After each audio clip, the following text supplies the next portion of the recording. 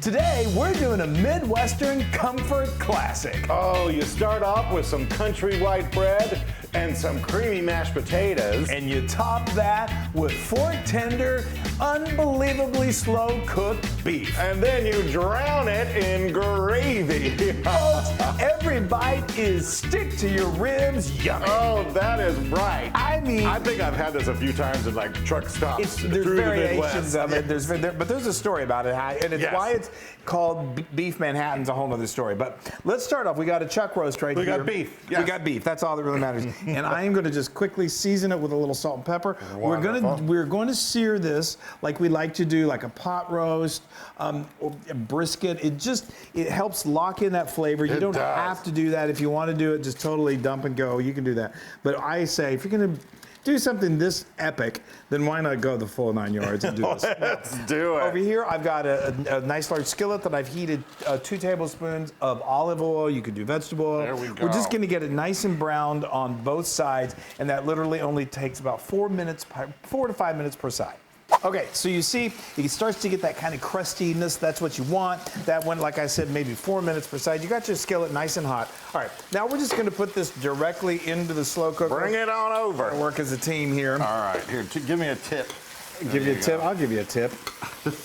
I'll give you a tip or two. Hold on. There we go.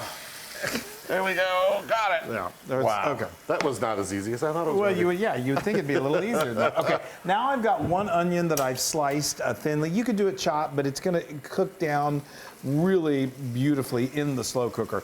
And I'm just gonna cook these down just again. It makes it nice and soft. It's gonna blend beautifully with the roast. And again, this just takes just about 4, maybe 5 minutes. Okay.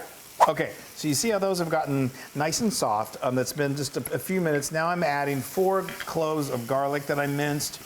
This only takes just a short amount of time, Hold on, like 30 seconds. Get all that garlic in there. Don't want to miss any of that. And then we're going to ultimately put in 2 cups of beef stock or beef broth. But I want to, when you're searing that steak, when that roast, you get little bits of it stuck to the bottom of the pan, and there is a lot of flavor in there. So this is kind of like deglazing the pan. Look at you. And that just makes sure you're not missing anything. We want this to be maximum flavor. Okay, so now I'm just gonna turn this off, and I'm just gonna dump her in there. There you go. Just right on top. It's all gonna kind of just come together. Perfect. And this is really so easy. Hold on, put this back here. Okay, so now I've got that stock that I was referring to, and I'm just going to, I've been in the measuring cup. Here I have got 2 tablespoons of Worcestershire sauce. I've got a tablespoon of balsamic because that's major flavor. And then we're gonna add some salt. I'm gonna go ahead and add this in here. I'm gonna do 1.5 teaspoons. You may feel like later you need to add a little more, but 1.5 teaspoons is just gonna make pretty good gravy. Okay, so now, you wanna do that? You do this. I'll take this and pour it in. Okay, so now we've got some fresh herbs. I've got, I think I've got 2 sprigs of rosemary and 3 sprigs of fresh thyme. And you're just making a bar, what is it? A bouquet garni, yeah. And I just pour this over everything, Just pour right? it over it, yep. Wow. This is called easy living. It is, but the results, wow, is something to behold. Let me get this all I mean, out this of is truly, we've been doing a lot of meat and potatoes because apparently you guys like meat and potatoes.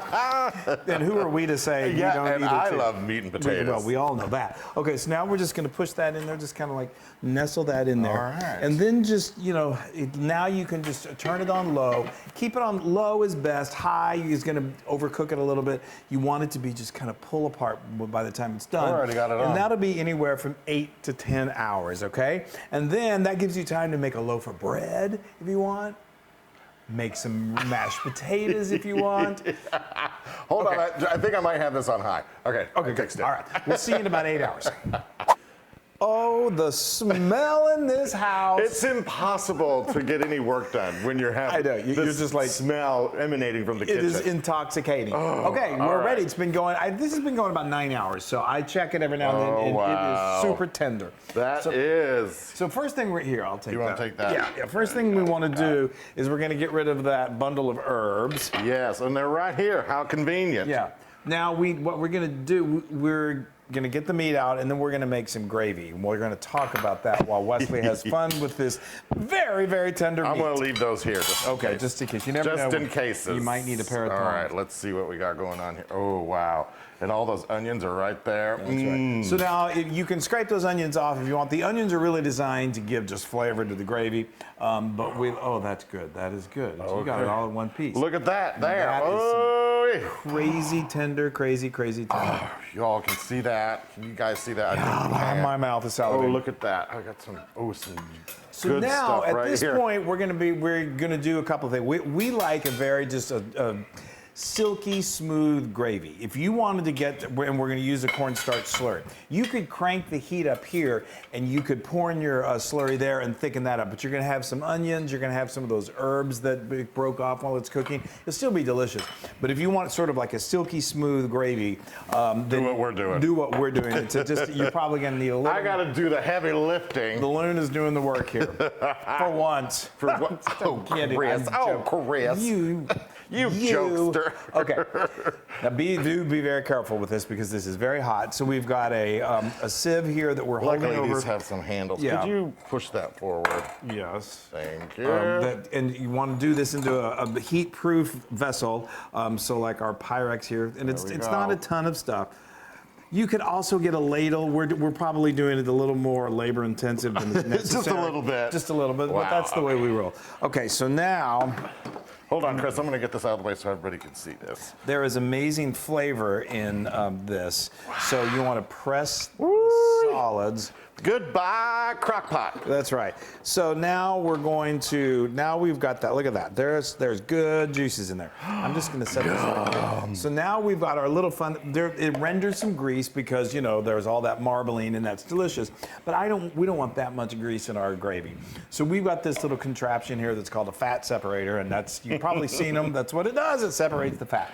I wish we had the human version. I know. We say that every time. Every time. I think I'm good. It's I can go all the way hysterical. in there. There, Look at that. and this Perfect. didn't render that much grease, and you'll see the kinda grease sticks kind of goes to the top, and you can also just get a spoon, or you could just make it with that grease. It's going to be very flavorful. And now you just pour this in. Now we're going to pour this into a pan, and this is where we're going to make our gravy. And you'll see that fat just sort of stay separated. Just keep pouring until you got nothing in there but fat. I'm cleaning up on my side. Okay, that's good. So now, very, very good. Now we're gonna make, like I said, we are gonna make this amazing gravy, and I'm going to use a cornstarch slurry. So I may not use all of this, but I've got 4 tablespoons, or a quarter cup of cornstarch, and I've got a quarter cup of cold water. And we're just you want to make this, if you put too little in, it's going to be literally like cement, really, really stiff. If you put too much water in, then it's going to be too watery, and you want it kind of just like a thick sauce is kind of what it's like. I'm dying over here I know. in front of this meat. It's insane. You got to stick with it. You're almost there. So now I'm going to turn my heat up to a nice simmer. Can I help? You got it? And Okay. yeah, and so now I'm just going to pour this in there. Do a little at a time, and it takes a few minutes, and it will just do its trick, and it will thicken into a beautiful, beautiful gravy. And that generally takes about anywhere from 2 to 4 minutes. We're so close. I know it. Good gravy. It's time. Oh my gosh, this is such an exciting gravy. time. So this is good gravy, folks. That so is. I just kept on stirring. Resist the urge to put too much of that slurry in there because it'll thicken up quick. You just want a perfect gravy.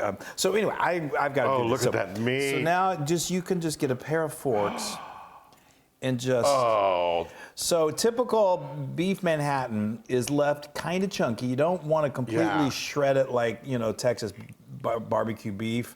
The Hoosiers, they made up this delicious. They did, I think back in the 40s. Plate of meat. Yeah, it is truly a Midwestern with a roasted masterpiece. beef and bread and mashed potatoes. It is comfort, meat and potatoes food at its very best. Okay, so now we got. Oh, and we've got bread.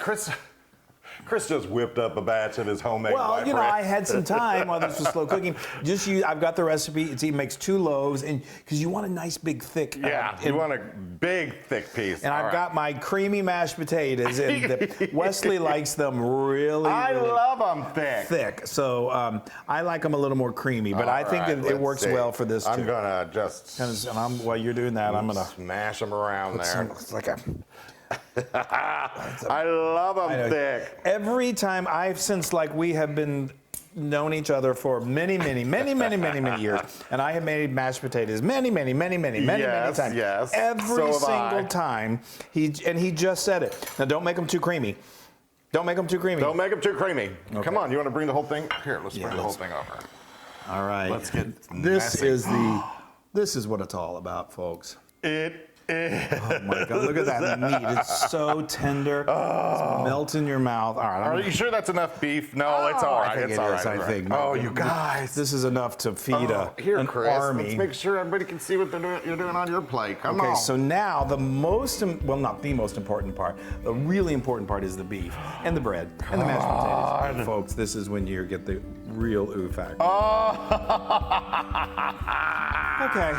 Well, our work here is done. Chris, I am dying. No. Oh, so my meat just fell off. Oh, okay. A lot of people don't know about this. We learned about it a while ago, and I'm like, it's pretty traditional, like pot roast. This is how I like it. It's like an open-faced sandwich. It is. Almost, It is. But my goodness, and look at that! And it's a work of art. Let me. It's so beautiful. I don't want to dig into it, but I'm going to because I'd be an idiot if I didn't. You got to get every component. I gotta get the bread. I gotta get this. I gotta get. Oh, that's a big old piece. I can't eat that. I'll make a fool of myself. Well, we all kind of like that. Oh, wow. Oh my Okay. golly gosh. Okay. I'm dying. Ready? Yeah. Let's do it.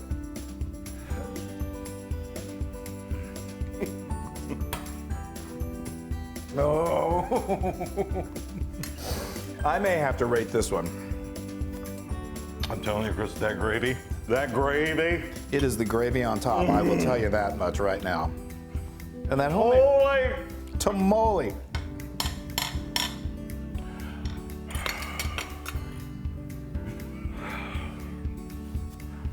That is a mess and a dress, and I love it. That is so good. That is like. There is no. Is there like an alien number that I can use? Infinity is what I always say. That is 1,000,000,000 times 100%. It's super duper approved by Loon. All right, you guys, you saw this. It's easy. You let your slow cooker do most of the work. If you really feel ambitious, make some bread. Otherwise, just get some good quality bread. Make some mashed potatoes. And you will be the superstar of your table. Yes. I trust us on And that. leftovers, actually, there are probably no leftovers. Yeah, but if there are, they're even better. All right, we love you guys. Bye, Bye, y'all. everybody. Bye, y'all. Happy Make spring. Beef Manhattan.